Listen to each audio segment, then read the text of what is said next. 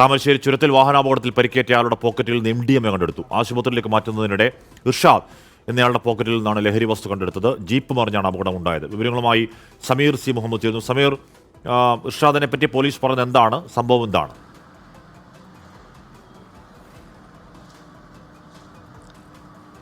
ഹാഷ്മി, രാവിലെ 9 മണിയോട് കൂടിയാണ് താമരശ്ശേരി ചുരത്തിൽ അപകടം ഉണ്ടായത്. രണ്ടാം വളവിൽ നിന്ന് ഒരു ജീപ്പ് താഴേക്ക് പതിക്കുകയായിരുന്നു. 100 അടിയോളം താഴ്ചയിലേക്കാണ് പതിച്ചത്. ഇതിൽ 2 പേരാണ് ഉണ്ടായിരുന്നത്. കൈതപ്പൊയിൽ സ്വദേശികളായിട്ടുള്ള ഫാഹിസും അതുപോലെ തന്നെ സുഹൃത്ത് ഇർഷാദും. ഈ 2 പേർക്കും ഗുരുതരമായി പരിക്കേറ്റിട്ടുണ്ട്. ഇവരെ ആശുപത്രിയിലേക്ക് മാറ്റുന്നതിനിടെയാണ് ഇർഷാദിന്റെ പോക്കറ്റിൽ നിന്ന് MDMA കണ്ടെത്തിയത്.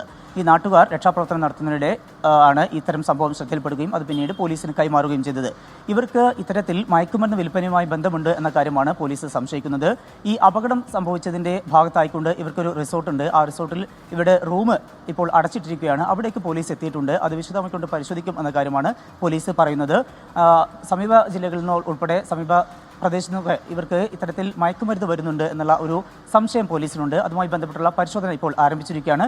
ഗുരുതരമായി പരിക്കേറ്റ 2 പേരെയും കോഴിക്കോട് മെഡിക്കൽ കോളേജിലേക്ക് മാറ്റിയിരിക്കുകയാണ്. ഹാഷ്മി, സമീർ ബിൻ കരീമാണ്.